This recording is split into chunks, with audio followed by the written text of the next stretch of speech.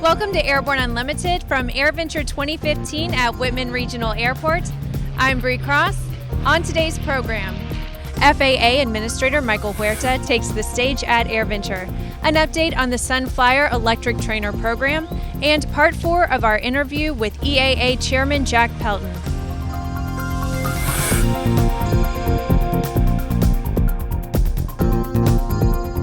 FAA Administrator Michael Huerta made his annual AirVenture speech this morning, which is intended to focus on issues important to the general and sports aviation pilots that mostly attend AirVenture. Tom Patton has that report. Bree, those who came to the annual Meet the Administrator session at AirVenture hoping to hear there had been significant progress on issues like third-class medical reform and the rewrite of Part 23 were disappointed again when FAA Administrator Michael Huerta would say only that the agency is continuing to work on those issues, as well as things like the integration of UAVs into the national airspace. Huerta said there's not yet a specific proposal for the elimination of the third-class medical. I know this is extremely frustrating for all of you to hear. I know that you want to hear something very definitive about it, but it is important, I think, to acknowledge a couple of things. The pilot perspective is not the only perspective on this issue. We are dealing with a range of perspectives as we talk to our colleagues in the Department of Transportation and our colleagues across the administration, in the White House, the Office of Management and Budget, all of whom need to be on board with us making a proposal to go out and to seek public comment on it. And I think what we all want is a lasting policy that will stand the test of time. Another item of deep interest to the GA community is the rewrite of Part 23 of the Federal Aviation Regulations and the lengthy certification process. Huerta said again that there are multiple stakeholders to be considered, but some progress has been made in that regard. The FAA will define safety and airworthiness parameters, thus giving designers a goal without telling them how to get there. It's a performance-based rule, not a prescriptive rule. And as long as the results, as long as the performance meet our new Part 23 requirements, industry can make extensive use of the latest materials, the latest designs, and the latest technology to build airplanes. Huerta continued that Part 23 discussion during the question and answer session and said there'd been at least one culture shift at the agency regarding the use of certain products in airplanes. We're trying to get away from it's illegal and using, and no, seriously, the language that we're trying to adopt is it's not presently authorized. Let's sit down and talk about how we make it authorized. So the idea is not a hell no, it's a we need to figure this out. On the subject of integration of UAVs into the national airspace, Administrator Huerta said one of the main issues is that the UAV industry comes at a problem from a different perspective than does the aviation community. Aviation is governed by a safety culture. We are all very focused on ensuring that that the system is operating as safely as it possibly can, and so that's why we have a lot of testing. We have a lot of innovation that takes place, but it's all with the goal of how do you advance safety. The unmanned aircraft industry comes out of a very different culture. I was listening to someone who characterized it as it's the Silicon Valley culture. And the idea is your objective is to get something into the marketplace as quickly as you can, and then let the technology develop, let people innovate, and make it better. So what that basically means is when we buy a new iPhone or we buy a new iPad, we are all beta testers. Think about it. You buy a new iPhone, you turn it on, what is the first thing that happens? It downloads a bunch of software patches. Just because it has, been improved over time and all of that. Nobody wants beta testers in the national airspace system. But that is what we're dealing with as we look at how we regulate the unmanned aircraft industry. Administrator Huerta drew a larger crowd this year than he did in 2014, but there was not much new in his remarks. Maybe the main takeaway from that is that the gears in Washington continue to grind very slowly. For Airborne Unlimited, I'm Tom Patton. After the break, Sunflyer promises to be an economical primary trainer. Stratus 2S is the ultimate iPad upgrade. This simple-to-use pocket-sized receiver delivers subscription-free weather, ADS-B traffic, WASP GPS, and backup attitude. And everything is beautifully displayed in ForeFlight Mobile. For more information, visit sporties.com/stratus. Now certified Aspen Avionics single-band ADS-B ATX100 and ATX100G transceivers are the next-gen ADS-B solution that provides the features pilots need while keeping flyaway costs low. Check it out now at aspenavionics.com. Based on the popular Sling 2 LSA, the Sling 4 was designed to be the most practical and desirable lightweight four-place experimental aircraft on the market. Find out more about this 115 horsepower turbocharged airplane at airplanefactory.com. Welcome back to Airborne Unlimited, coming to you from Wittman Regional Airport at AirVenture 2015. If you're in Oshkosh and you've seen something that we need to see, just email to news-spy@aero-news.net. The first Sunflyer electric trainer is under construction at Aero Electric Aircraft Corporation's facility in Colorado. At a news conference at AirVenture Thursday, AEAC President and CEO George Bai said the company has contracted with Arion Aircraft to help build the initial prototype trainer. AEAC is planning to offer the first certified U.S.-sponsored practical all-electric airplane serving the aviation flight training markets. The company unveiled the single-seat technology demonstrator for the aircraft at AirVenture last year. AEAC is also collaborating with Redbird Flight Simulations to offer a comprehensive pilot training system.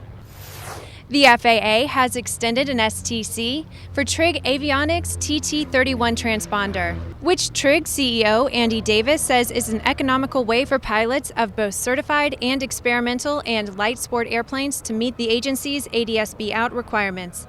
Davis said that the expanded STC now covers multiple combinations of GPS and the Trig transponder. What we've been doing is expanding our STC for installing ADS-B equipment in certified airplanes based on Trig transponders and a whole variety of different GPS solutions, different navigators or standalone GPSs. We've been plugging away at this for about 4 years, and over that time we've been adding different combinations. You can always count on seeing a fair amount of Warbirds here at AirVenture, each with its own history and unique story. One of the most historically significant this year is not bristling with guns or bombs. It is the C-47 named That's All Brother, which was the airplane that led the D-Day invasion on June 6, 1945.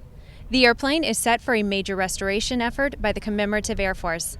CAF President and CEO Stephan Brown said that by pure coincidence, the historically significant airplane was discovered near Wittman Regional Airport.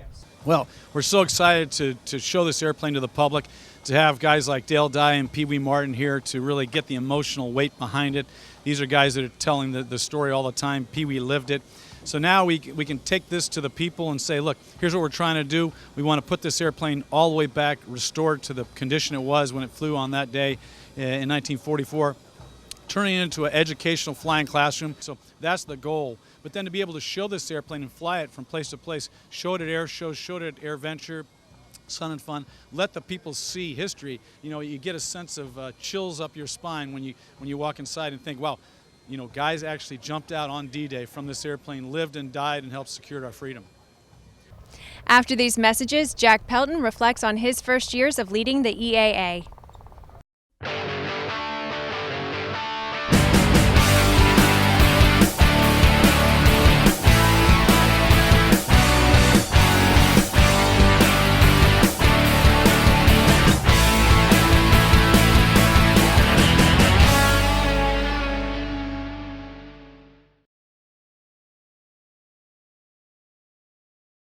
We are the Aero-News Network, with over 250,000 stories, 7,000 Aero podcasts, 2,500 Aero-TV programs, 500 episodes of Airborne, and so much more.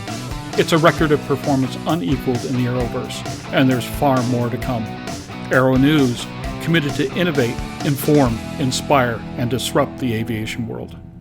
Explore no limits flying in the FAA certified Sea Ray Amphibious LSA, one of the top 3 best-selling LSAs in the U.S. Progressive Aerodyne Sea Ray comes equipped with a Rotax engine and exhibits extraordinary handling on land, water, and in the air. Check it out at www.searay.com.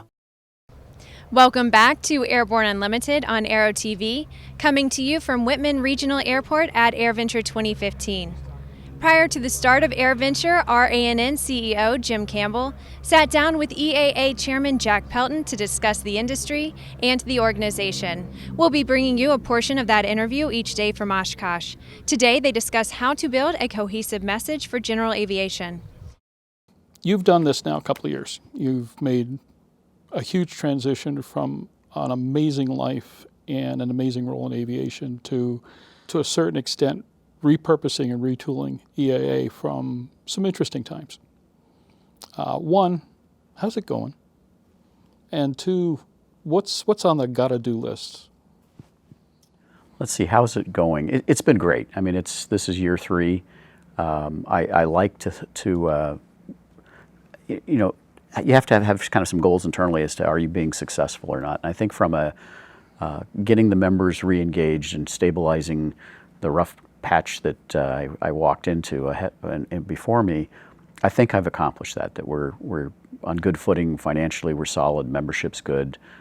We're back now to dealing with the little small things that are irritants. Not that the world is coming to an end, which feels good. I like dealing with those issues. Fly swatters instead of baseball bats? Exactly. Yeah. Exactly. But looking forward, I think all of us in this industry are very worried and concerned about what does the future look like? How do we not just sustain, but how do we grow? I don't think sustaining is an option because the rest of the world and the rest of our competing options to aviation are growing. So we can't just sustain because that'll make us too small in the long run. So we really are trying to spend some time trying to figure that out. And if you look at our strategic plan, we're trying to look at the programs that are going to really engage younger folks. Mm-hmm. We've done a remarkable job in 20 plus years of flying kids through the Young Eagles program, and that's been, it gives kids an exposure to flight, but it also is very good for our volunteers in that it gives them a reason to fly, and we're approaching 2 million kids that have flown.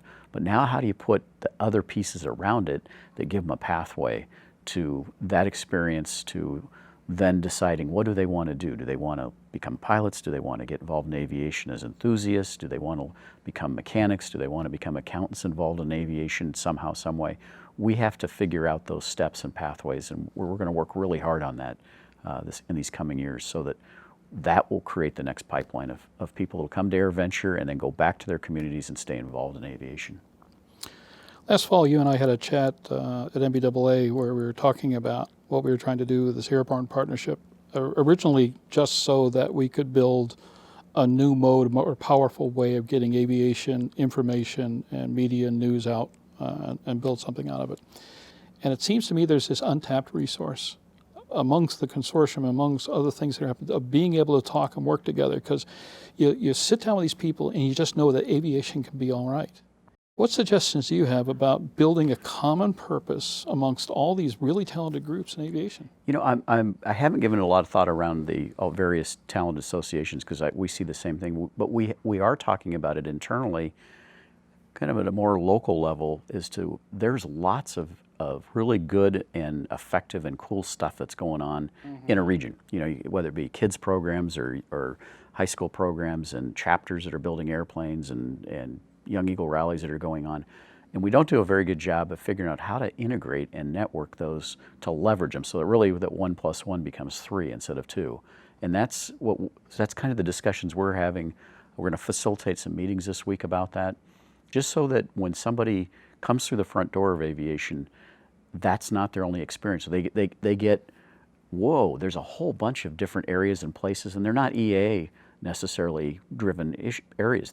We're hoping we can point them in, here are all these other places you can go, other things you can do, and stay involved every weekend of for the entire year. And then you bring up the bigger question. Okay, now at the association level, how do we do that similarly? We all have common goals, but distinctly different constituents that we're trying to serve. And how do you tie those all together? Tomorrow, Jack and Jim talk about the phenomenon that is AirVenture and how to get the most out of the experience. Well, that's our program for today. We'll be back tomorrow with our last Airborne Unlimited from AirVenture 2015. We want to give a quick shout out to Dave, who got our question right yesterday about which airplane was behind me. And if you know this airplane, just comment below. I'm Bree Cross. We'll see you tomorrow.